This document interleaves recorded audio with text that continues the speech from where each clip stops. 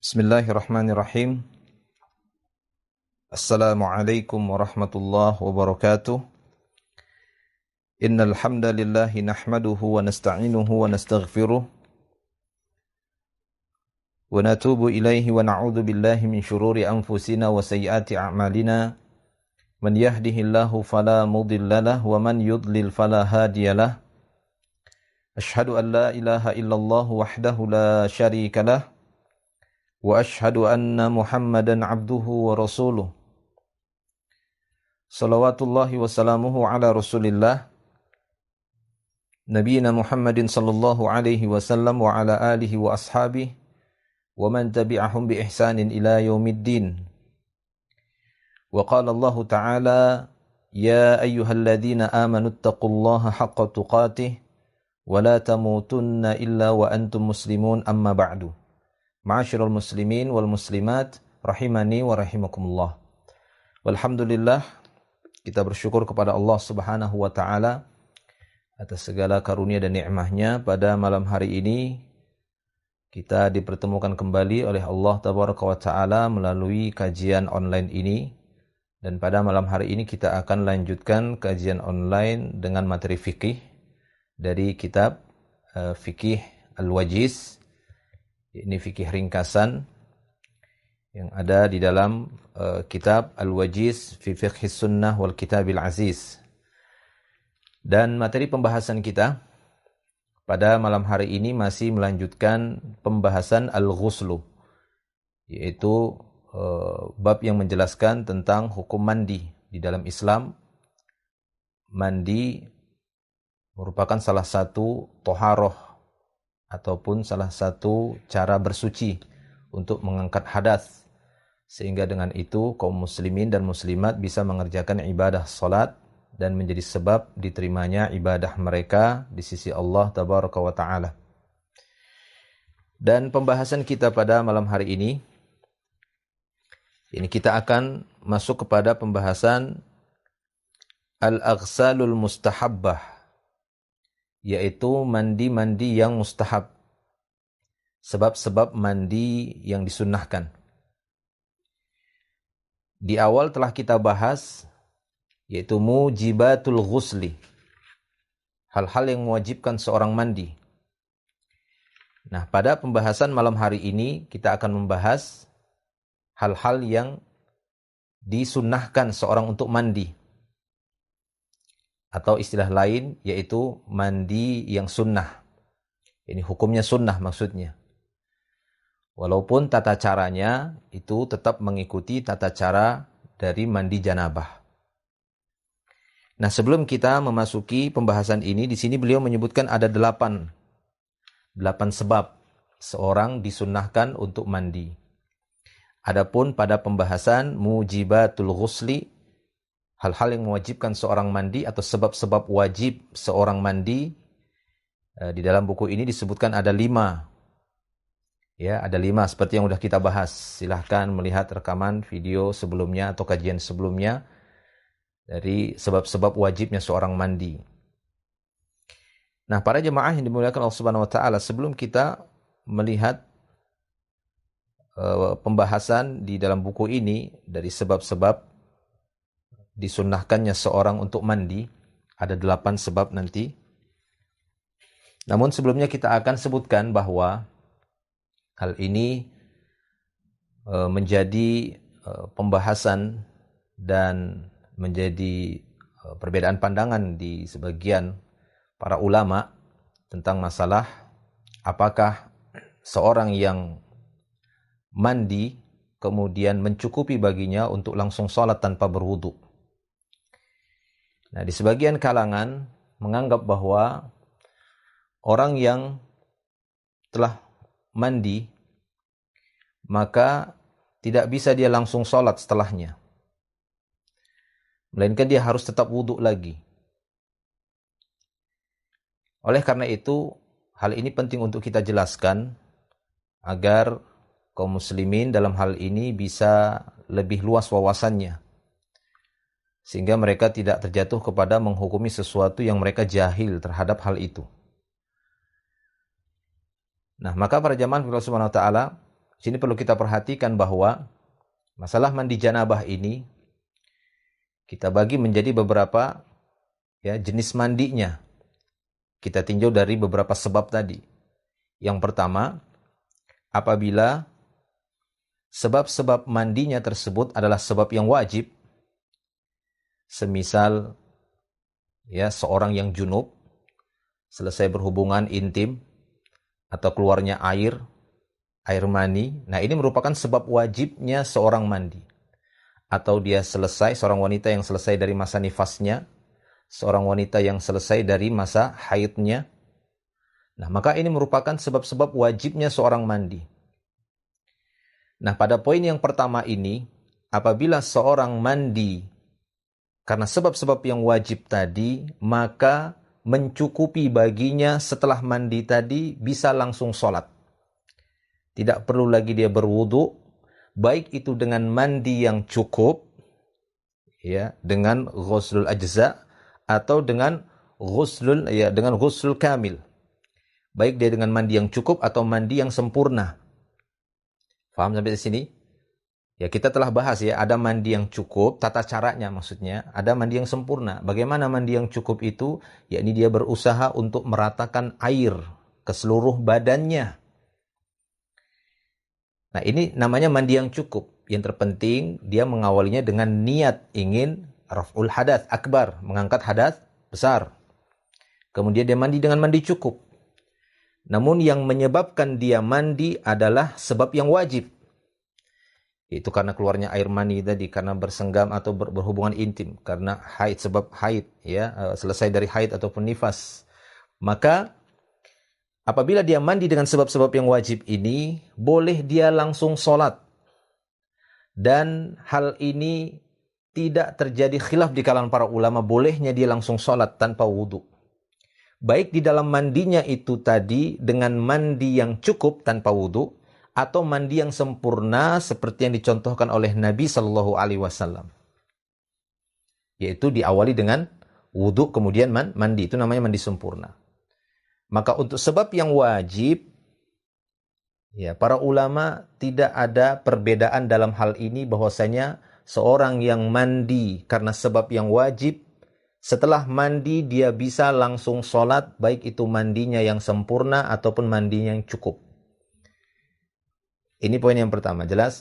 Oleh karena itu, salah seorang ulama, Abu Bakar Ibnul Arabi, beliau mengatakan bahwasanya lam yakhtalifil ulama annal ghusla lam yakhtalifil ulama annal wudu'a dakhilun tahtal ghusli. Kurang lebih seperti itu ucapan beliau. Kata beliau, tidak ada perselisihan di kalangan para ulama bahwa wudu itu masuk dalam mandi. Artinya apa? Ketika seorang mandi janabah, maka boleh dia langsung sholat. Sudah mencukupi, wudunya sudah mencukupi. Artinya dia tidak perlu lagi wudu. Nah, yang khilaf para ulama nanti pada poin yang kedua. Apakah mandinya seseorang karena sebab-sebab yang sunnah yang akan kita bahas ini, apakah mencukupinya juga untuk tidak perlu wudu, dia boleh langsung sholat? Nah, di sini yang ada khilaf di kalangan para ulama. Tapi pada poin yang pertama tadi, itu tidak ada khilaf di kalangan para ulama. Bahwasanya boleh dia langsung sholat. Kenapa? Karena mandi itu mengangkat hadas besar.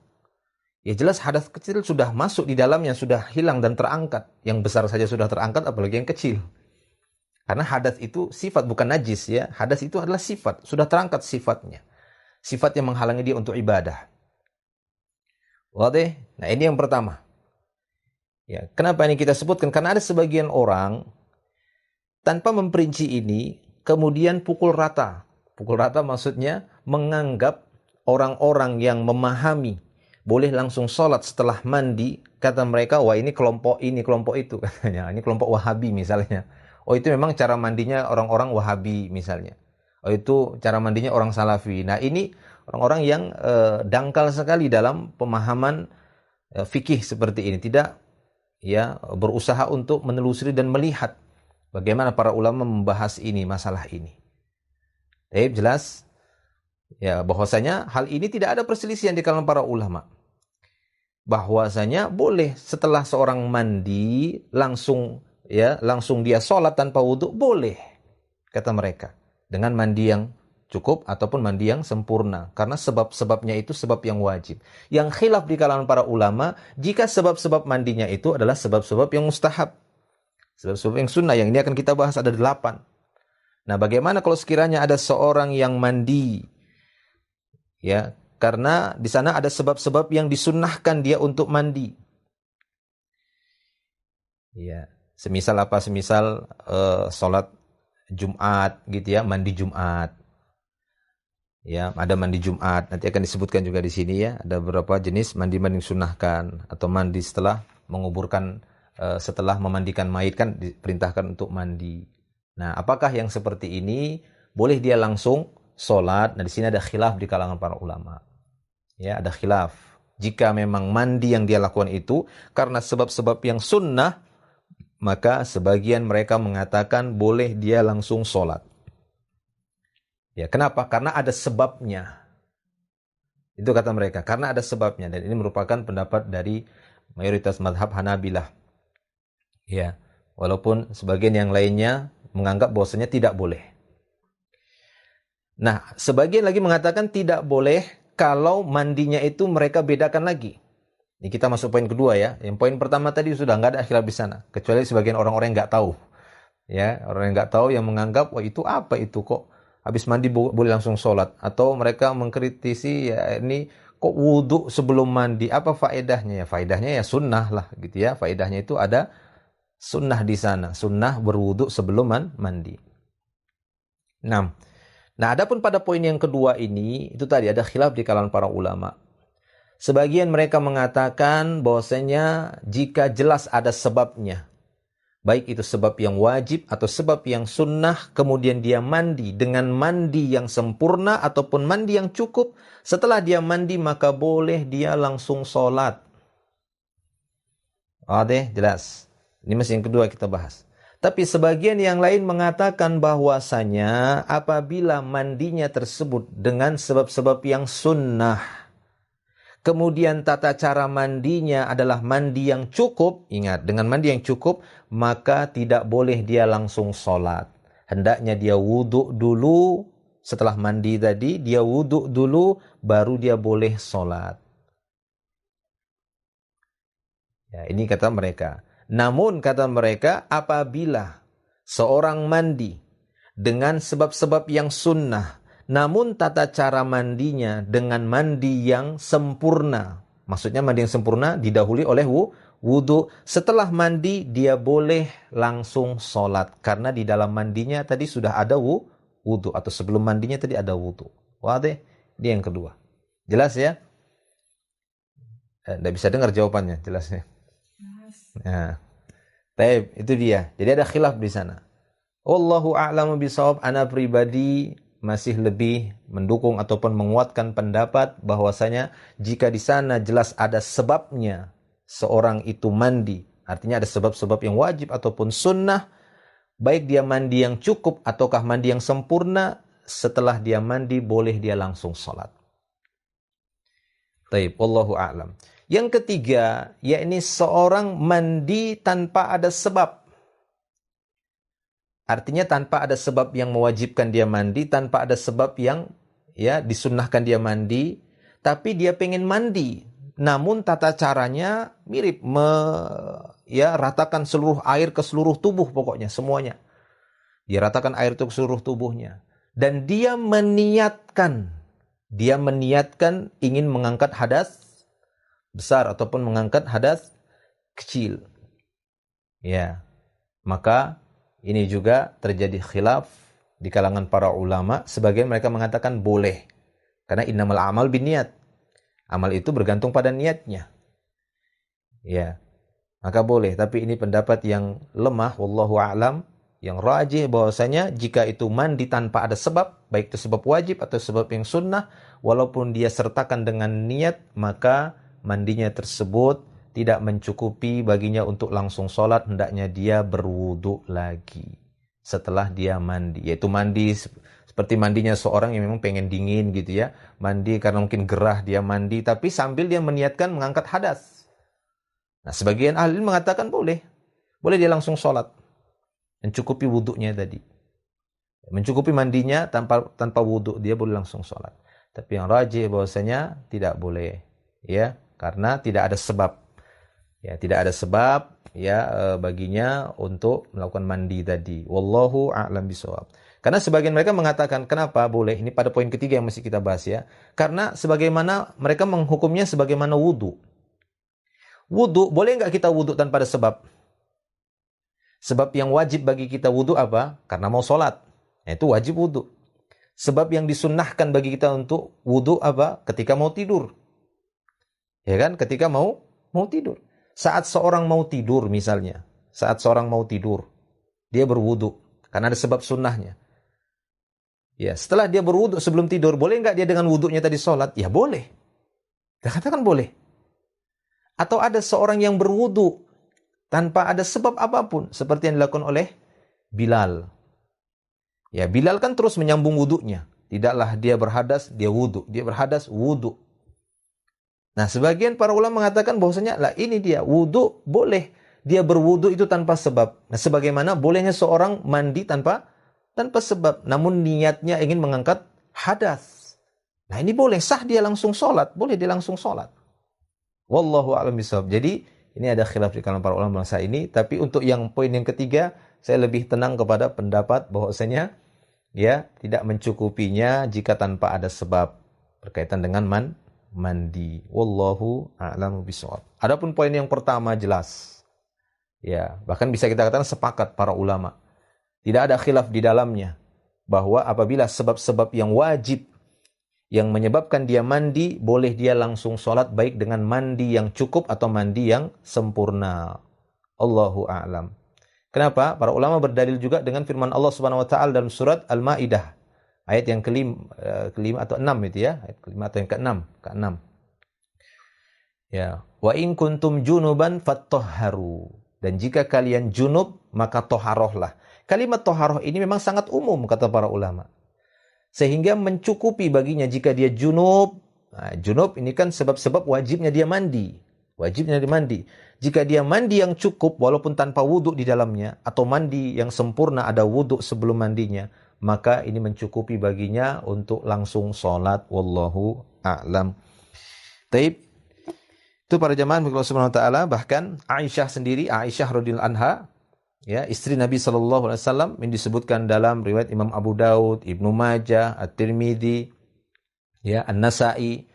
Kata Aisyah radhiyallahu anha, dia mengatakan kana Rasulullah sallallahu alaihi wasallam la yatawadda ba'dal ghusli. Ini kata Aisyah.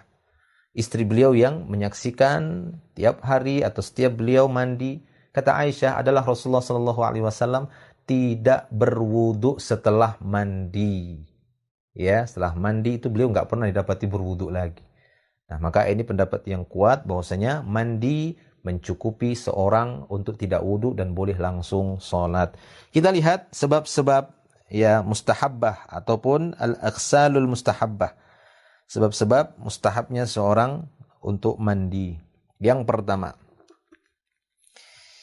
pertama kata beliau, al-ikhtisalu 'inda kulli jima'in.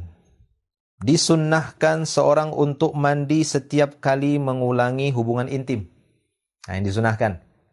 Ya, jadi bagi bapak-bapak yang sudah menikah atau yang sudah memiliki istri, maka apabila hendak mengulangi berhubungan intim disunnahkan untuk mandi setiap kali mengulangi. Ya, sekali melakukan hubungan intim, kemudian hendak mengulangi, mandi dulu. Kemudian ya berhubungan intim lagi. Nah, seperti itu. Nah, ini berdasarkan hadis dari Abu Rafi'. Dia menceritakan anna Nabiya sallallahu alaihi wasallam tafa dzata lailatin ala nisaihi. Kata Abu Rafi' bahwasanya Nabi sallallahu alaihi wasallam pada suatu malam pernah berkeliling untuk menggilir istri-istrinya. Enggak tiap malam ya. Ini maksudnya enggak tiap malam. Jadi pernah saja. Jadi pernah didapati Nabi SAW pernah menggilir istri-istrinya dalam satu malam, digilir semuanya, keliling beliau. Tawafa ini, ya tawaf gitu ya, maksudnya tawaf ini berkeliling. Menggilir istri-istrinya dalam satu malam. Ya, apakah pada waktu itu tidak sebutkan berapa jumlah istrinya? Ya bisa jadi pada waktu itu 9, ataukah mungkin 11, 10, atau pada waktu itu masih, ya istri beliau masih 6 atau 7. Intinya di sini disebutkan bahwasanya beliau pernah dalam satu malam menggilir istrinya dalam satu malam. Ini yang afdol. Kalau mampu, ya, karena beliau sallallahu alaihi wasallam diberikan kekuatan 30 orang laki-laki ya. Seperti dalam beberapa riwayat beliau diberikan kekuatan seperti 30 orang laki-laki. Kalau kita diberikan kekuatan satu orang laki-laki aja. Ya. Yang umumnya apabila sekali berhubungan intim langsung tertidur. Biasanya. Taib. Kemudian apa kata Abu Rafi di sini? Yaghtasilu 'inda hadhihi wa 'inda hadhihi. Nah, beliau sallallahu alaihi wasallam mandi di istrinya yang ini, nanti mandi lagi di istrinya ini, mandi. Jadi setiap kali menggilir istrinya dalam satu malam beliau mandi. Dalam satu malam mandi, kalau sekiranya 9 ya mandi 9 kali. Masya Allah. Itu kekuatan Nabi kita sallallahu alaihi wasallam. Fakultu, maka aku pun berkata, ya Rasulullah, wahai Rasulullah, ala taj'aluhu wahidan. Wahai Rasulullah, kenapa enggak sekali mandi saja? Kan bisa sekali mandi saja, digilir, nanti terakhir ketika mau sholat saja baru mandi. Maka apa kata beliau sallallahu alaihi wasallam? Beliau mengatakan, hada azka wa atyabu wa atharu. Ini lebih suci, ya, lebih bersih dan lebih, ya, athar, lebih toharoh. Ya, itu semakna dengan itu. Lebih suci, lebih bersih dan lebih segar. Ya, lebih menyegarkan. Jadi segar dia, mandi segar lagi, mandi segar lagi. Nah, ini para jemaah yang dimuliakan Allah Subhanahu wa taala. Ya, sebab pertama seorang disunnahkan untuk mandi, yaitu ketika hendak mengulangi berhubungan intim. Taib. Kemudian sebab yang kedua kata beliau di sini, al-ightisalul mustahadah li kulli salatin. Mandinya seorang wanita yang tertimpa istihadah, yaitu hendaknya dia mandi setiap kali sholat. Hendaknya dia mandi setiap kali sholat bagi wanita yang istihadah. Ya, auli zuhri wal asri jami'an ghuslan, atau boleh tidak, walaupun tidak setiap kali sholat dia mandi, setiap kali satu sholat dia mandi, berarti dalam sehari ada 5 sholat 5 kali mandi. Tahu ya wanita mustahadah ya, wanita istihadah. Ini wanita yang mengeluarkan darah segar tapi. Ya, darah segar bukan darah haid, beda. Ini namanya wanita istihadah. Nah, untuk wanita yang istihadah ini kata beliau disunnahkan untuk mandi setiap kali sholat. Atau kata beliau lidzuhri wal asri jami'an ghuslan. Boleh dia gabungkan. Ya, antara zuhur dan asar nanti dengan satu kali mandi. Antara zuhur dan asar boleh dengan satu kali mandi. 6. Walil maghrib wal isya jami'an ghuslan. Ya, untuk maghrib dan isya nanti juga dengan satu kali mandi. Walil fajr ghuslan. Demikian juga waktu salat subuh, salat fajar satu kali mandi. Yaitu 3 kali mandi dalam sehari. Boleh setiap kali salat. Boleh pada waktu zuhurnya mungkin dia mandi.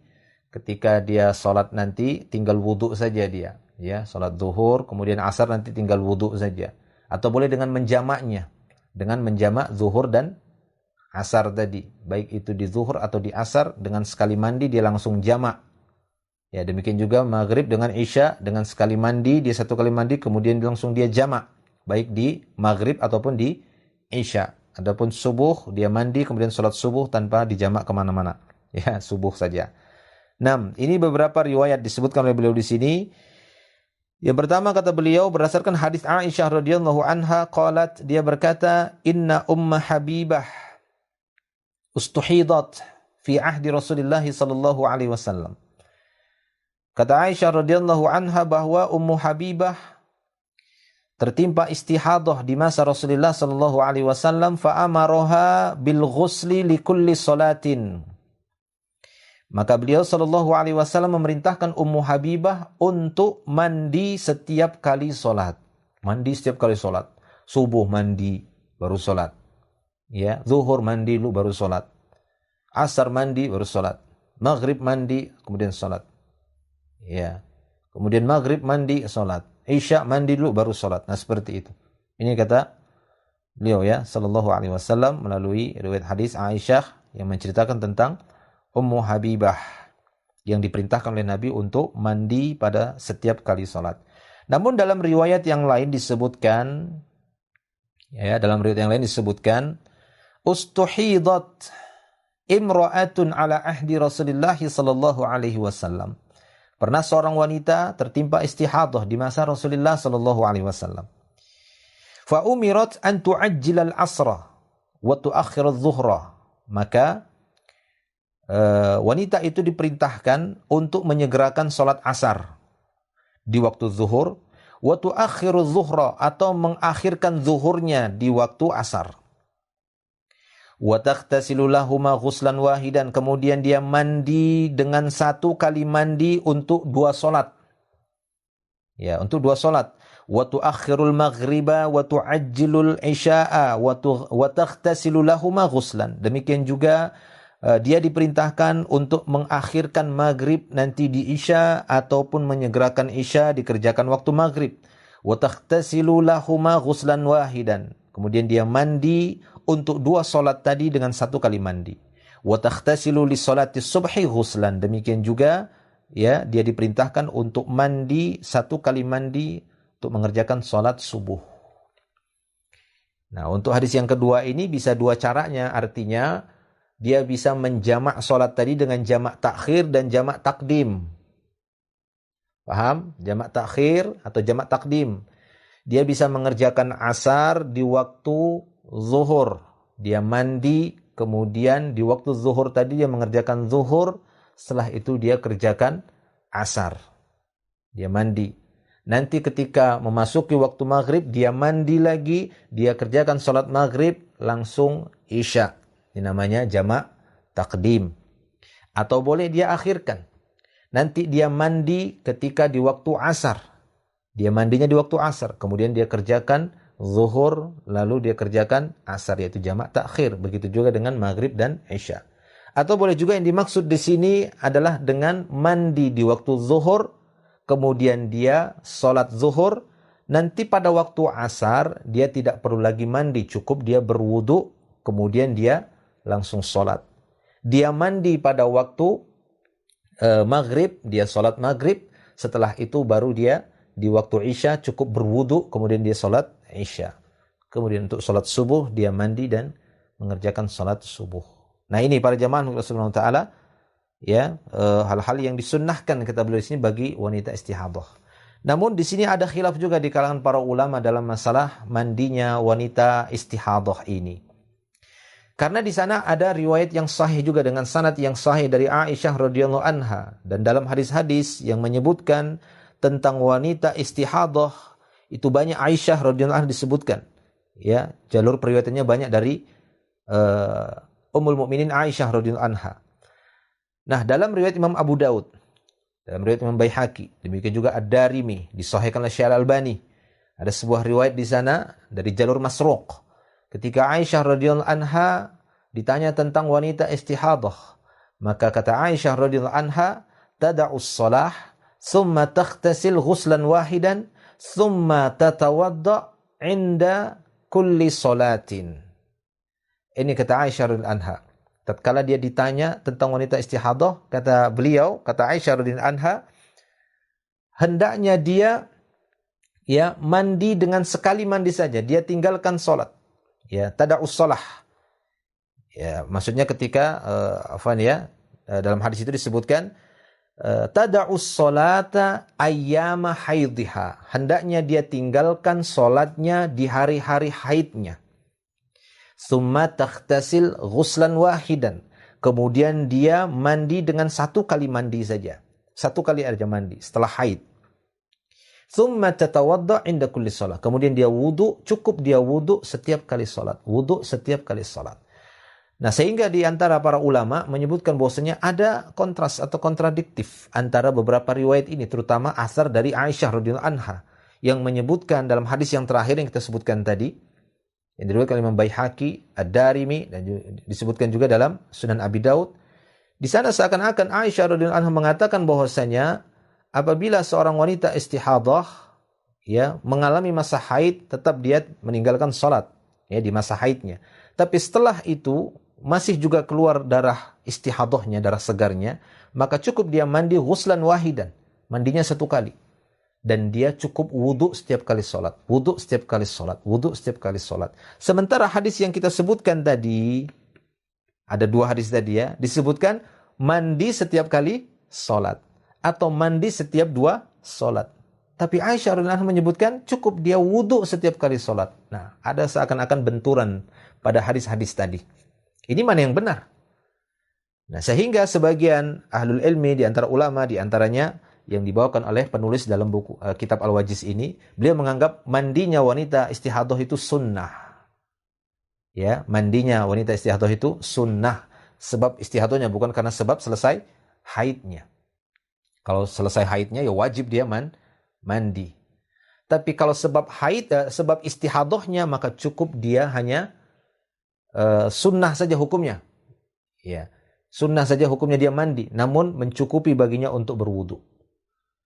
Jadi bagi wanita istihadah disunnahkan dia untuk mandi setiap kali sholat, ya, atau mandi setiap 2 sholat, atau mencukupi baginya cukup dengan wudu setiap kali sholat, wudu setiap kali sholat, wudu setiap kali sholat untuk wanita istihadah. Nah, kalau Anda melihat beliau ini atau penulis melihat kepada pendapat itu tadi, bahwasanya untuk wanita istihadah disunnahkan untuk mandi setiap kali sholat atau mandi setiap kali 2 sholat, ini hukumnya sunnah. Namun yang wajib adalah berwudu setiap kali sholat. Tapi sebagian yang lain mengatakan bahwasanya hadis-hadis yang berbicara tentang mandi bagi wanita istihadah, mandi setiap kali sholat dia harus mandi, setiap kali sholat mandi, mereka menghukumi hadis-hadisnya telah mansukh.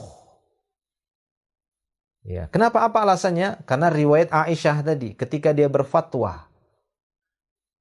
Ya, riwayat yang kita bawakan terakhir tadi itu kejadiannya setelah wafat Nabi. Nah, mereka mengatakan ini riwayatnya ini nasikhah, ini yang menasakh, yang menghapus sebelumnya yang disebutkan mandi. Jadi cukup wudu.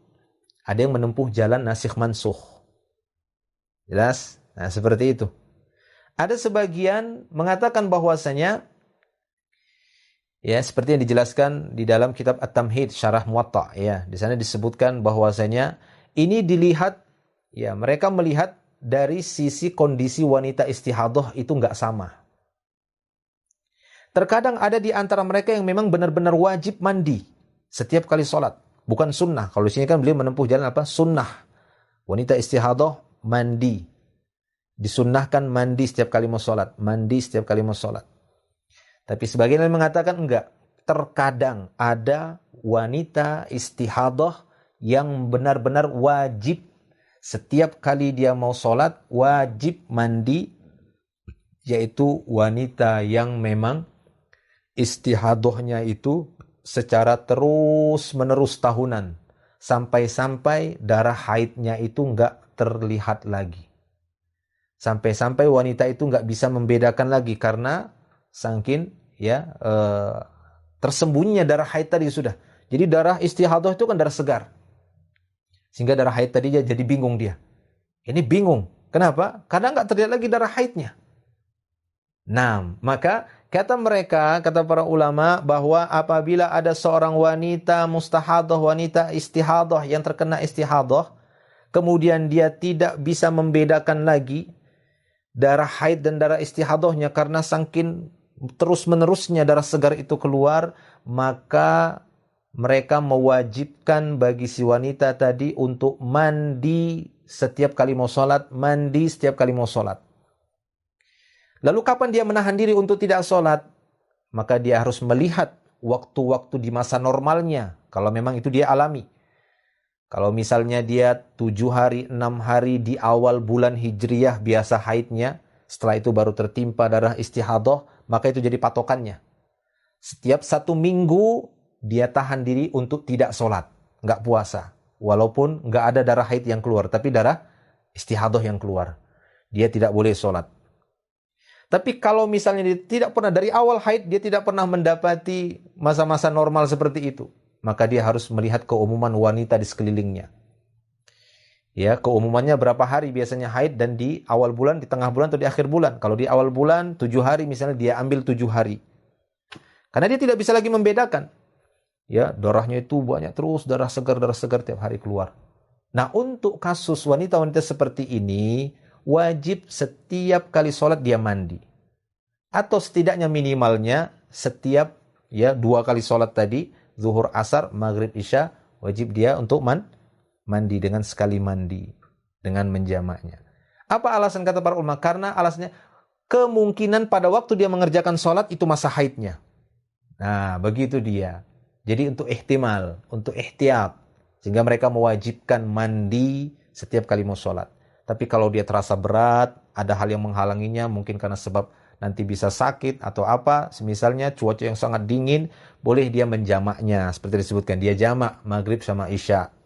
Nah itu ya, itu kemudahannya. Tapi tetap wajib dia untuk mandi, karena dia tidak bisa mendapati lagi darah haid tadi. Tersembunyi, benar-benar tersembunyi. Namun, apa yang difatwakan oleh Aisyah radhiyallahu anha tadi tentang wanita istihadah, dia tetap mengatakan, tada'us salata ayyama haidiha. Ini khusus bagi wanita istihadah, tapi masih dapati darah haid. Nah, kalau dia masih dapati darah haid, karena darah haid beda sama darah istihadah. Warnanya jelas lebih hitam, baunya juga beda. Maka dia harus tinggalkan sholat. Dia tidak boleh sholat. Saat hari-hari dia dapati tanda-tanda darah haid tadi, dia tinggalkan sholat. Setelah tanda-tanda darah haid itu sudah hilang, yang keluar itu darah istihadah, darah segar, maka dia wajib wudu setiap kali sholat. Wudu setiap kali sholat. Tidak boleh dia seperti orang normal, wudu maghrib, kemudian dia gunakan untuk isya, nggak boleh. Nah itu dia ya, karena kalau kita dalam keadaan normal, wanita yang normal, ketika dia wudu untuk sholat maghrib, maka wudunya tadi boleh dia pakai untuk sholat isya, selama belum batal wudunya.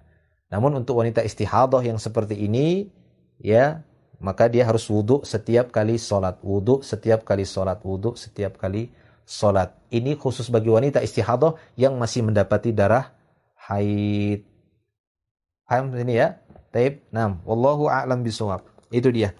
Walaupun di sini beliau langsung membawakan wanita istihadah ya disunnahkan untuk mandi setiap kali sholat atau setiap 2 sholat ya. Demikian juga wudu. Adapun wudu ya beliau menganggap itu wajib ya, menganggap itu wajib karena mau sholat ya wajib untuk berwudu, tapi tidak wajib untuk mandi. Sementara ulama lain mengatakan ada jenis wanita-wanita istihadah yang wajib mandi, ada yang juga yang tidak. Ya, kapan dia tidak wajib untuk mandi bagi wanita istihadah tadi? Kalau memang masih jelas darah haidnya. Tapi kalau dia mau mandi silahkan. Ya, itu menjadi sunnah baginya. Taib, itu yang perlu kita rinci di sini. Ya, wallahu a'lam bishawab. Kemudian yang berikutnya, kata beliau yang ketiga. Hal-hal yang menyebabkan seorang disunnahkan untuk mandi, yakni al-ikhtisalu ba'dal ighma. Bukan ba'dal aghma ini ya. Nah, ba'dal ighma atau ba'dal aghma. Al-ikhtisalu ba'dal aghma, yaitu mandi setelah pingsan. Mandi setelah pingsan. Jadi jika ada seorang pingsan, kemudian dia sadar dari pingsannya, disunnahkan baginya mandi. Enggak wajib, tapi sunnah baginya untuk mandi.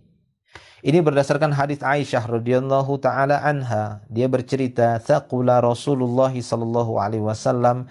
Di masa-masa Rasulullah sallallahu alaihi wasallam mendapatkan ya masa yang sangat berat, ini saat-saat mendekati wafatnya beliau. Beliau mendapati sakit yang sangat berat. Faqala, maka beliau sallallahu alaihi wasallam pada waktu itu mengatakan, "Asollan nas?" Apakah orang-orang sudah salat? Karena biasanya beliau mengimami salat kan begitu ya. Beliau imam di waktu itu. Sehingga beliau ketika sadar dari pingsannya, beliau akan tanya, "Asollan nas?" Apa orang-orang sudah salat? Faqulna la, kami pun berkata, "Belum ya Rasulullah." Hum yantadhirunaka ya Rasulullah. Mereka menunggu-nunggu wahai Rasulullah. Faqala, maka beliau mengatakan, du'u lima'an fil mikhdab. Berikan atau bawakan ya, letakkan untukku air di dalam mikhdab. Mikhdab semacam bejana ya. Bawakan aku air dalam sebuah bejana. Qalat, maka Aisyah radhiyallahu anha mengatakan, fafa'alna, kami pun ya melakukan apa yang beliau minta air dibawakan. Fakhtasala, kemudian beliau mandi. Ya, mikhdab kata beliau ini ya ini bejana yang biasa untuk mencuci pakaian. Jadi memang bejana yang agak lebih besar ya, ember yang lebih besar. Biasanya dipakai untuk cuci pakaian. Itu mikhdab namanya. Maka beliau pun mandi. Tsumma dhahaba liyanu. Kemudian beliau berusaha untuk bangkit untuk ke masjid mengerjakan salat. Fa ughmiya alaih tsumma afaqa. Kemudian beliau pun pingsan lagi, kemudian sadar lagi. Faqala, beliau tanya lagi, asollan nas, apa orang-orang udah solat? Faqulna la ya Rasulullah, belum ya Rasulullah. Hum yantadhirunaka ya Rasulullah, mereka menunggu-nunggumu wahai Rasulullah. Dan ini waktu Isya kejadiannya ya. Kalau cerita ini pada waktu solat Isya. Ya, hum yantadhirunaka ya Rasulullah. Ya, faqala, kemudian beliau mengatakan du'u li ma'an fil mikhdab. Bawakan aku air dalam mikhdab. Ya, fafa'alna, kami pun melakukan apa yang beliau minta. Fakhtasala, kemudian beliau mandi. Tsumma dhahaba liyanu, kemudian beliau berusaha untuk pergi ke masjid. Fa ughmiya alai, pingsan lagi. Tsumma afaqa, kemudian terus seperti itu berulang kali, beberapa kali. As-sallan nas, sadar lagi beliau dan mengatakan, orang-orang sudah salat, kata beliau. Belum ya Rasulullah. Hum yantazirunaka ya Rasulullah, mereka menunggu ya Rasulullah. Terus sampai beliau waktu itu memerintahkan Abu Bakar untuk mengimami salat sampai beberapa hari. Ya, Abu Bakar yang mengimami salat pada waktu itu. Nah, ini dijadikan dalil oleh para ulama bahwasanya disunnahkan bagi orang-orang yang pingsan, kemudian saat dia sadar disunnahkan baginya untuk mandi, sebagaimana mandi janabah atau dengan mandi yang cukup, ya, seperti yang disebutkan oleh beliau di sini. Taib, sudah masuk waktu Isya ya. Mungkin kita cukupkan dulu ya sampai di sini. Insyaallah nanti kita lanjutkan lagi di pertemuan berikutnya karena ada 8 ini. Kita baru bahas 3 ya, baru bahas 3 di antara sebab-sebab disunnahkannya seorang mandi. Insyaallah nanti akan kita lanjutkan di pekan berikutnya dan mudah-mudahan menjadi ilmu yang bermanfaat. Wallahu a'lam bishawab. Cukup insyaallah. Akhiru da'wana alhamdulillah. Subhanakallahumma bihamdik asyhadu an la ilaha illa anta astaghfiruka wa atubu ilaik. Assalamualaikum warahmatullahi wabarakatuh.